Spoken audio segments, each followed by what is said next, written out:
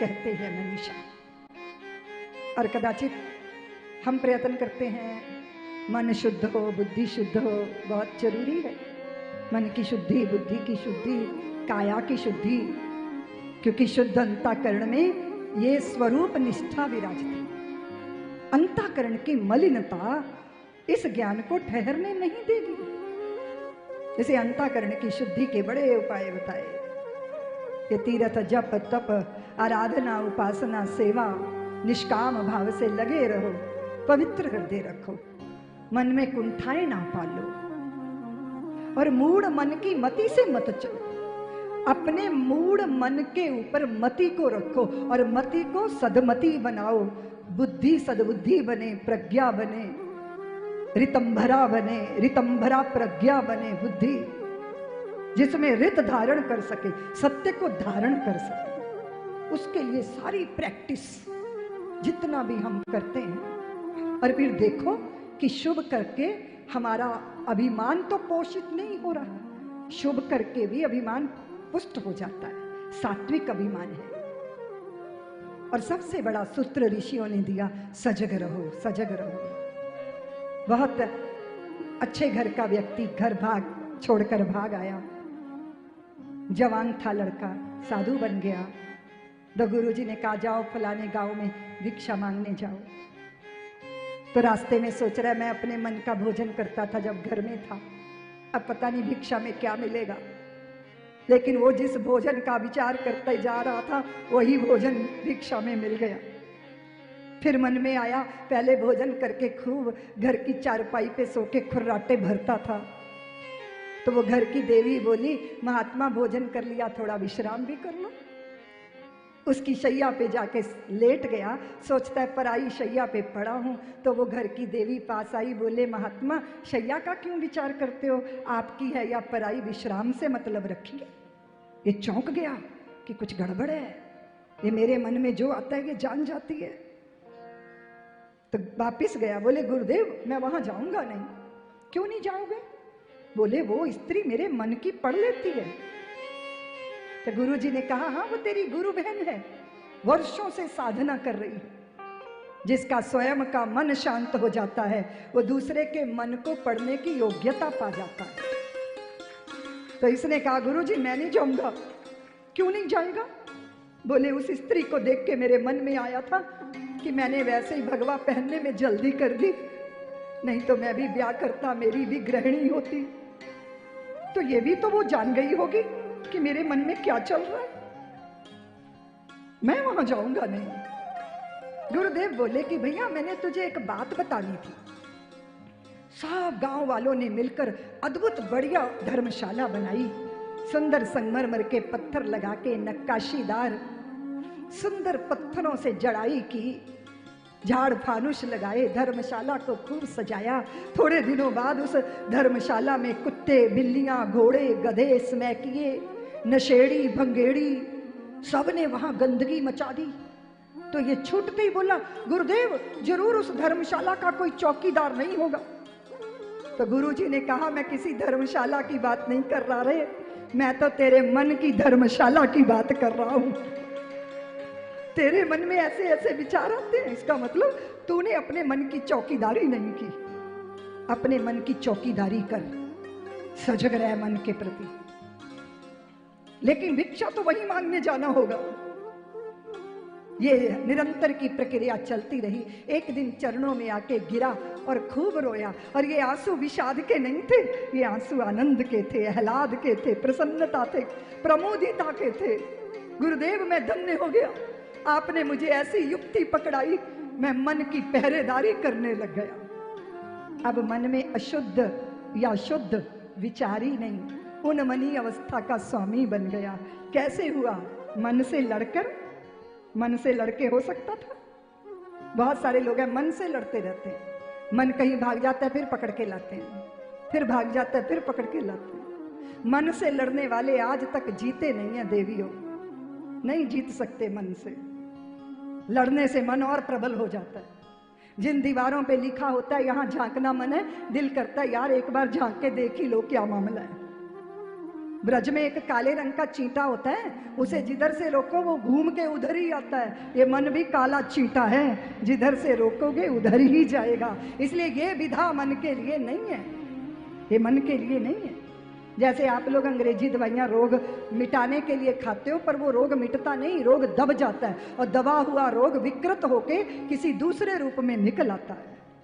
इसलिए दमित मन, भारतीयों के बहुत सारे मन है दमित, बुरा मत मानिए लोग। रेलगाड़ी में यात्रा करो तो इतनी गंदी गंदी बातें लिखी रहती हैं पुराने खंडहरों में, ये दमित मन के लक्षण हैं। बस में चढ़ी हुई किसी स्त्री को बार बार छूने का प्रयत्न, ये कुंठा है, ये दमित मन के लक्षण है, ये स्वस्थ मन के लक्षण नहीं है। तो दर्शन करने की विधा बताई, देव दर्शन करो, ऐसे संत दर्शन करो, ऐसे ही मन का दर्शन करो। अपने मन के दर्शन से धीरे धीरे मन शांत होने लगता है। मन से लड़ेंगे तो गड़बड़ हो जाएगी। एक दृष्टांत सुनाती हूं। एक कुत्ते ने तय किया कि मैं 100 किलोमीटर की यात्रा करूंगा, लेकिन 10 दिन में करूंगा, रोज 10 किलोमीटर चला करूंगा। ऐसा उसने तय कर लिया। 100 किलोमीटर दूर जाना है और 10 दिन में जाऊंगा। जैसे ही अपने गांव से बाहर निकला, दूसरे गांव में गया तो उस गांव के सारे उसके बिरादरी वाले इकट्ठे होके कुत्तों ने ऐसा भौंकना शुरू किया कि इसका दिल धक पक पूंछ पीछे चिपट गई, बुरा हाल हो गया। इसने सोचा अब क्या करूं, उस गांव में रुकना था, लेकिन वहां से धूम दबा के भागा, और जैसे ही तीसरे गांव में पहुंचा तो उस गांव के कुत्ते पीछे लग गए। फिर वहां से निकलकर भागा, जहां जाता है इसकी बिरादरी वाले इसके पीछे लग जाते हैं। ऐसा भागा, जो यात्रा 10 दिन में पूरी करनी थी वो 2 ही दिन में पूरी हो गई। और कल्पना करो कि अगर पहले गांव में ही वो झगड़ा करना शुरू कर देता बाकी अपने बिरादरी वालों से, तो क्या होता देवियों? कहीं घायल होके पड़ा होता ना।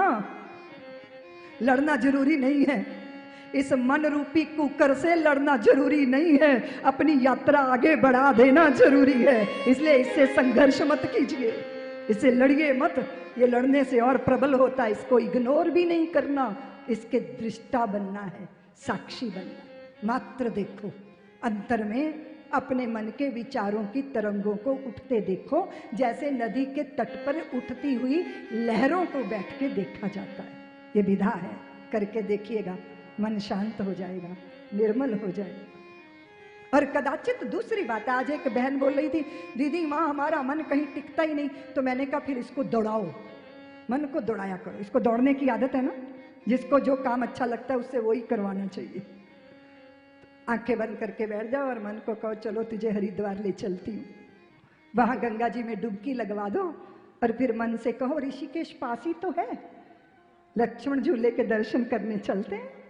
और वहां दर्शन करवा के कहो 4 धाम की यात्रा में कौन सा समय लगना है, पहले बद्रीनाथ चलते हैं, फिर गंगोत्री चलते हैं, फिर यमुनोत्री चलते हैं, केदार बाबा के दर्शन करके लौटा लाओ रुड़की तक। फिर मन को कहो अभी वापिस दिल्ली नहीं चलते, पंजाब की तरफ चलते हैं, पहले अमृतसर का दर्शन करेंगे, बाद में फिर वैष्णो देवी का दर्शन करके लौटेंगे। और फिर मन कहेगा दिल्ली चलने, नहीं, अब यात्रा पे निकलने हैं, अब तो श्री वृंदावन धाम चलेंगे, अपने बिहारी लाल का दर्शन करके पूरे भारत का दर्शन करवा दो। इसको दौड़ने की आदत है ना, तो यात्रा करो, मनस यात्रा, मानस यात्रा, देखो कितना आनंद आता है, कृतार्थ हो जाओगे। आप कहोगे दीदी माँ यात्रा करने का मन तो है नहीं मन का, फिर क्या करें? झूठी ही करवा दो। और याद रखना, अगर आपको कहा जाए आओ नाचो नाचो, आप नहीं दीदी माँ मेरा दिल नहीं करता नृत्य करने को, और मैं जबरदस्ती उठा दूं, फिर तुम नृत्य करने लगोगी, करते करते नृत्य में रस आने लगेगा। इसी तरह झूठा खेले सच्चा होए, और सच्चा खेले बिरला कोए। परमात्मा के चिंतन में झूठे मन से भी लग जाओगे ना, तो उसका भी असर होगा। ठीक है ना?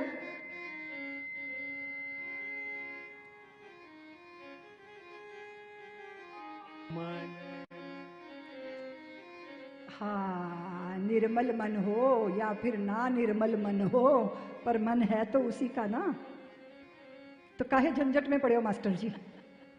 कदाचित मैं सोचती हूँ कि तुम कहते हो कि तुम निर्मल मन में आते हो, हमारा मन तो जैसा है तुम्हारा ही है, निर्मल है या नहीं निर्मल है, आके बैठोगे तो सब बढ़िया हो जाएगा। भगवान की लीला का दर्शन मात्र चित्त को धन्यता से भर देता है। कैसा अद्भुत दाम्पत्य। कल ठाकुर जी ने रुक्मणी जी का पानी ग्रहण किया। भौमासुर के कारागार में बंदी 16,000 कन्याओं को मुक्त करवाया भगवान ने। मैं एक बात कहा करती हूँ, लम्हों ने खता की सदियों ने सजा पाई, ये स्त्री के साथ हो जाता है।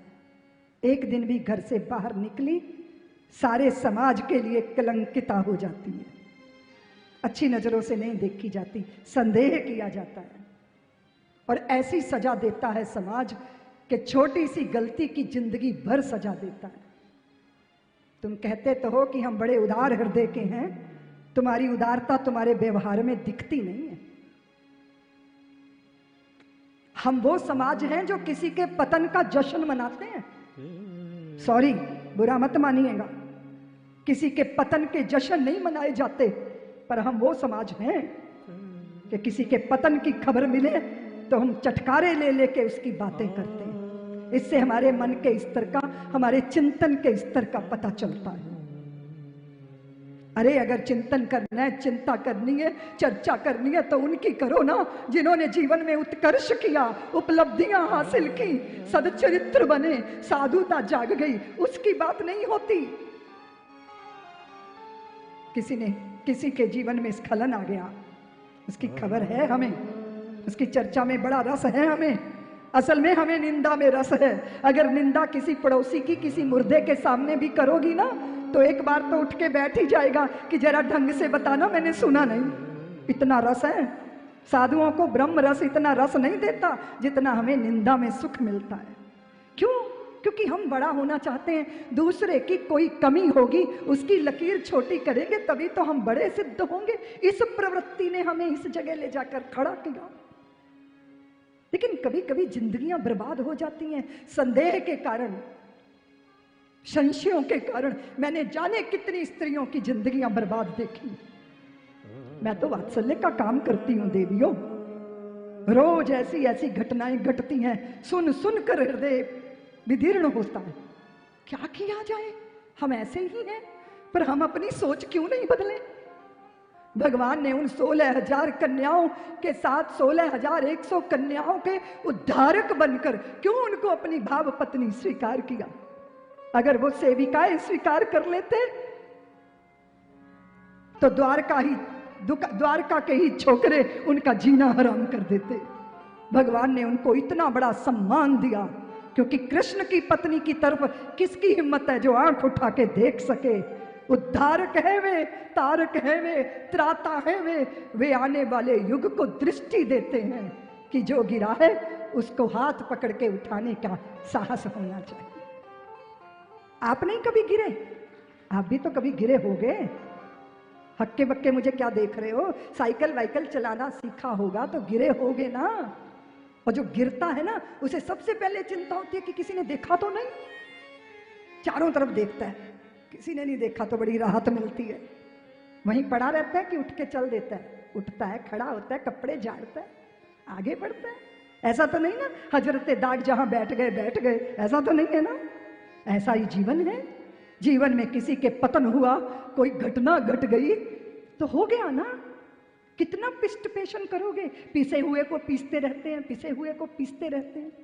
और सबसे बड़ी बात है, समाज की उदारता अगर सामने होती तो नारी निकेतनों में नारियां ना भरी होती। अगर समाज उदार होता तो वृद्धाश्रमों में भीड़ ना लगी होती। अगर समाज उदार होता तो अनाथालयों में बच्चे प्यार को तरसते ना होते। लोग मुझे कहते हैं दीदी माँ विधा बता दो भगवान को कैसे खुश करें। कैसे खुश होंगे भगवान? तुम माला हाथ में पकड़ के नींद की झोंके लेती रहोगी, उससे भगवान प्रसन्न हो जाएंगे? हो जाएंगे क्या? भगवान की प्रसन्नता की विधा क्या है? आप प्रसन्न हो कि नहीं? और आप प्रसन्न तब होगे जब आप प्रेम बांटोगे। आप प्रसन्न हो तो परमात्मा भी प्रसन्न है। और आपकी प्रसन्नता परमार्थ में है, आपकी प्रसन्नता आनंद में, आपकी प्रसन्नता त्याग में है, आपकी प्रसन्नता रोती हुई आंखें पोंछने में है। इसलिए आंसू पहुंचे नहीं किसी के, भला किसी का नहीं किया है उसने, श्वास किए हैं पूरे, केवल जीवन नहीं जिया है। इसलिए उदार बनिए, सौमनस्यता चित्त में धारण कीजिए। जो गिरे हैं उनको उठाइए, जो बिछड़े हैं उन्हें मिलाइए, जो गूंगे हैं उनको वाणी दीजिए, जो लंगड़े हैं उनको चलने का साहस दीजिए, जो पतित हैं उनको उठा के कहिए कि तू भी चरित्र के हिमालय पे चढ़ सकता है, चिंता मत करो, मैं हूं ना तेरे साथ, मैं हूं ना। और जिस दिन हम ऐसे होंगे उस दिन हमारा समाज स्वस्थ होगा, उस दिन हम धन्य होंगे, उस दिन हम कृतार्थ होंगे। इसलिए तुम वैभव तो बसाना, पर तुम अपने दिल का वैभव भी बनाना। उदार हृदय ऐश्वर्यशाली होता है देवियों, और ये कृतज्ञता हम में आएगी तो ये कृतज्ञता हमारी संतानों में आएगी। नहीं है संतानों में कृतज्ञता। हमारी संतानें पढ़ लिख के अपने माँ बाप को बोझ मानती हैं।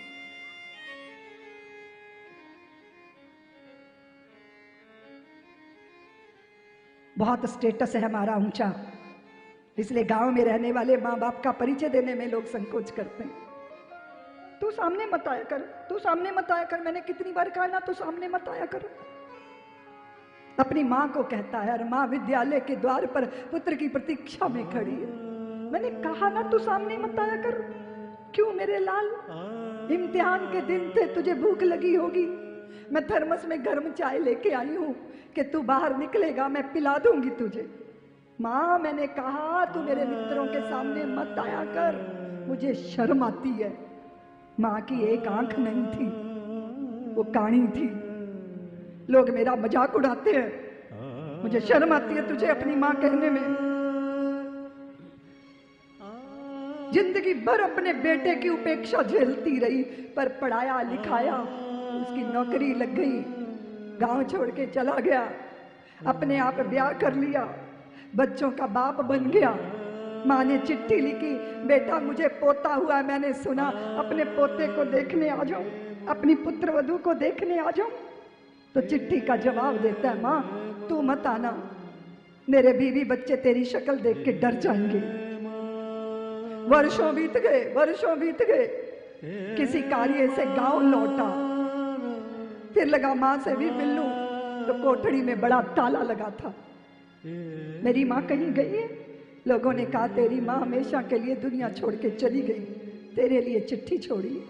माँ की चिट्ठी कैसी होती है? माँ की चिट्ठी, मेरे लाल जब से तुझे कोख में धारण किया है और जब तक चिता पे नहीं चढ़ जाऊंगी, मैं चाहूं भी ना तो भी तुझे बद्दुआ नहीं दे सकती। मेरे हृदय से तेरे लिए आशीष ही निकलती है मेरे लाल।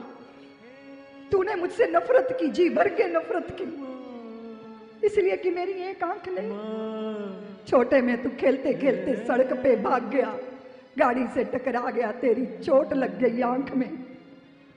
डॉक्टर ने कहा तेरे बच्चे को एक ही आंख से देखना। मैंने कहा नहीं, मेरा बच्चा दोनों आंखों से दुनिया देखेगा। मैंने अपनी आंख तुझे दे दी मेरे लाल, और जिंदगी भर के लिए मैंने बदसूरती को ओढ़ लिया। मुझे अफसोस नहीं है मेरे लाल कि मैं बदसूरत हो गई, मुझे तो संतोष है कि मेरे मरने के बाद भी मेरा बच्चा मेरी आंख से जगत देखेगा। मुंह बाए चिट्ठी हाथ में, सारा शरीर कांपता रह गया। कैसे समझोगे तो माँ पिता के उपकारों को? कृतज्ञता ही नहीं है रक्त में, और कृतज्ञता आती कैसे है? वातावरण से आती। मुझे आज एक महिला कह रही थी, दीदी माँ मेरा नहीं लगता भजन में मन। तो भजन क्या है देवियों, क्या है भजन? अपने बाथरूम के अंदर तुम नल खोलकर खड़ी होती हो, पानी बाल्टी में भर जाता है। कभी विचार किया कि तुम्हारे गुसल खाने तक उस पानी को लाने के लिए जाने कितनों ने अपने हाथों पे छाले झेले होंगे, कितने गड्ढे खोदे गए होंगे, कहाँ नदी होगी, नदी से उस पाइप के माध्यम से तुम्हारे बाथरूम तक पानी लाने वाले कितने परिश्रम, कितने मेहनत के मसीहा लगे होंगे। और वो पानी का एक मग्गा सर पे डालते समय विचार आ जाए कि मैं उन सब का धन्यवाद करती हूँ जिन्होंने मेरे बाथरूम तक इस जल को पहुंचाया, मैं उनके प्रति कृतज्ञ हूँ। देखिएगा इस भक्ति को भगवान कितनी प्रसन्नता से स्वीकार करते हैं। इसलिए माता पिता के प्रति कृतज्ञता, अरे छोड़ो ये बात, हमें कोई गाली भी दे जाए ना तो उसके प्रति भी कृतज्ञता व्यक्त करो, क्योंकि उसने गाली ना दी होती तो हम अपने धैर्य की परीक्षा कैसे करते हैं। ये जीवन जीने की एक विधा है, कैसे जिया जाता है जीवन। और ये अगर हो तो सारे वातावरण में सौमनस्यता आ जाए। इस सौमनस्यता को स्थापित करने के लिए मेरे प्रभु ने 16,100 कन्याओं को एक ही समय शुभ मुहूर्त में पानी ग्रहण किया, उनको पुनः समाज में स्थापित किया। इस दृष्टि से इस कथा को श्रवण कीजिएगा।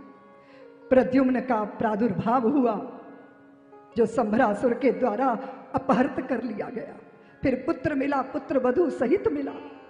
भगवान ने विवाह किया, सत्यभामा के साथ विवाह किया, जामवती के साथ। 8 पाणी ग्रहिता भारिया भगवान की। देव ऋषि नारद तक को भी लगता था कि इनकी गृहस्थी कैसे चलती होगी। 16,108। दूसरा विवाह जामवती के साथ हुआ था। अब आप लोग कई बार कहते हो कि दीदी माँ जब हम समाज का काम करते हैं लोग हम पे आरोप लगाते।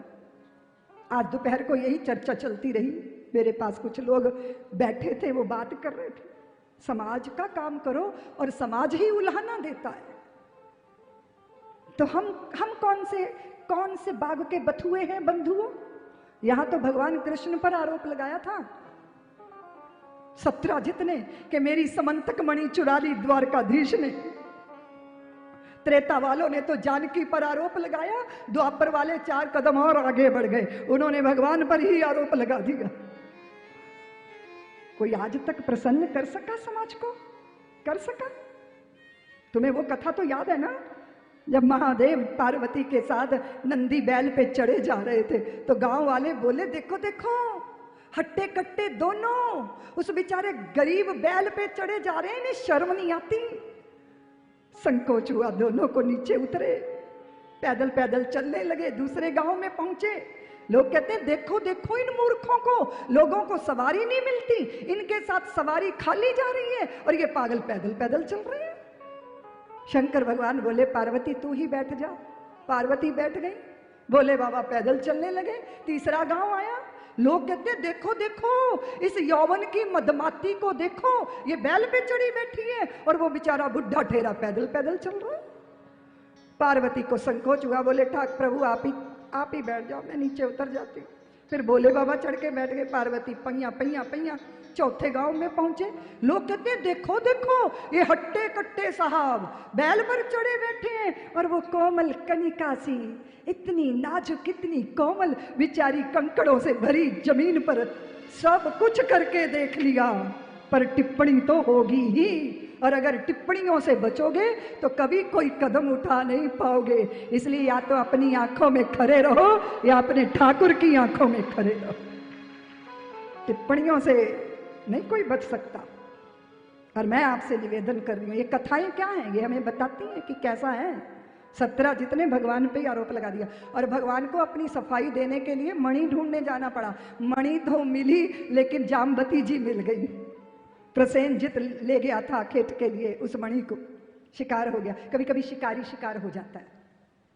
भगवान का दिव्य दाम्पत्य लौटा के सत्यजित से कहा ये मणि लीजिए।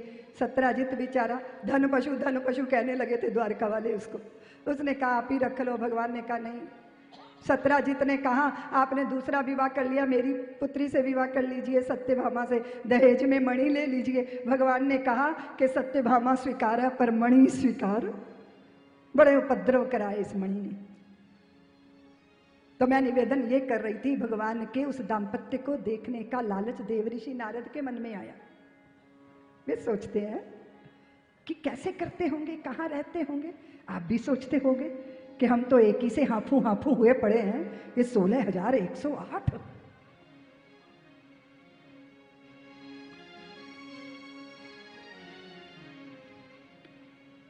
फिर क्या हुआ?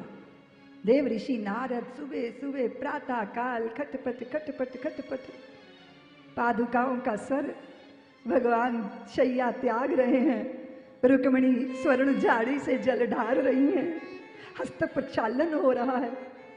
जैसे ही देव ऋषि नारद को देखा, भगवान ने कहा, देव ऋषि इतनी प्रातः?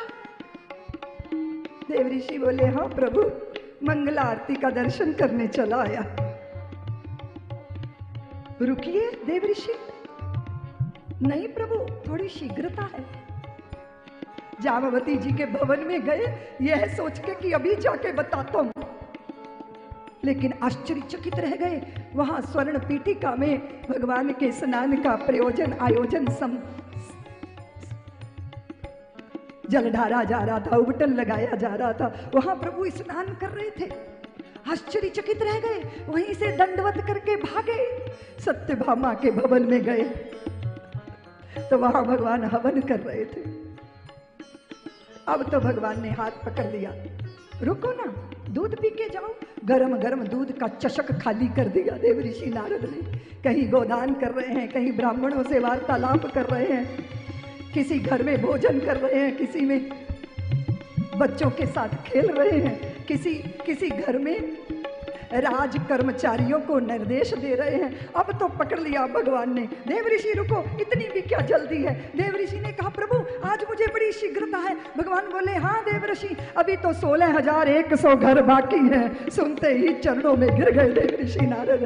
प्रभु, मैं जिनका मानस पुत्र हूँ वो ब्रह्मा जी आपकी लीला ना जान पाए तो मैं भला कैसे समझूंगा? भगवान मुस्कुरा के बोले, वैसे भी देव ऋषि, ब्रह्मचारी और सन्यासियों को गृहस्थियों के घर में झांक नहीं करनी चाहिए। अद्भुत दाम्पत्य है प्रभु का, लेकिन कहाँ रुक पाते हैं वो। उनके भक्त बार बार पुकारते हैं और वो खींचे चले जाते हैं। गोपांगनाएं पुकारती हैं, कान्हा तू कहाँ छिपा है? उधर हस्तनापुर में पुकार उठती है, पांडवों के द्वारा पुकार उठती है। जब भी कोई भक्त विपत्ति में होता है, प्रभु भागे चले जाते हैं। ऐसी उदारता, ऐसी सुंदरता अद्भुत है मेरे ठाकुर। कान्हा बहुत निराला है, उनका दाम्पत्य बहुत निराला है। और जहां से पुकारा जाता है वहीं खींच के जाते हैं। तुम भी पुकार के देखो।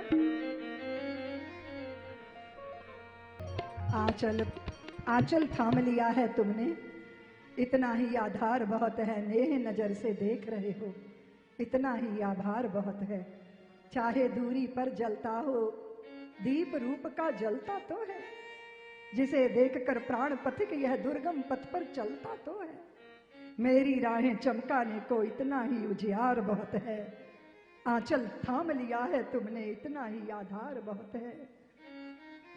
किसी सगे को तरस रहा था मेरा एकाकी मन कब से। किसी सगे को तरस रहा था मेरा एकाकी मन कब से। सारा जग अपना लगता है, तुम आए जीवन में जब से। तुम मेरे अपने लगते हो, इतना ही अधिकार बहुत है। आंचल थाम लिया है तुमने, इतना ही आधार बहुत है। भीगे रहते अधर हंसी से चहका करता मन का उपवन। महका करता प्राण पपीहा, चहका करता सुधि का सावन। सारी उम्र हरी रखने को इतनी ही रसधार बहुत है। आंचल थाम लिया है तुमने।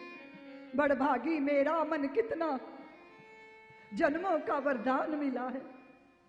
गाने को मृदु गान मिला है, पूजन को भगवान मिला है। कर्ज चुका पाऊं ना उम्र भर, इतना ही ये प्यार बहुत है। आंचल थाम लिया है तुमने।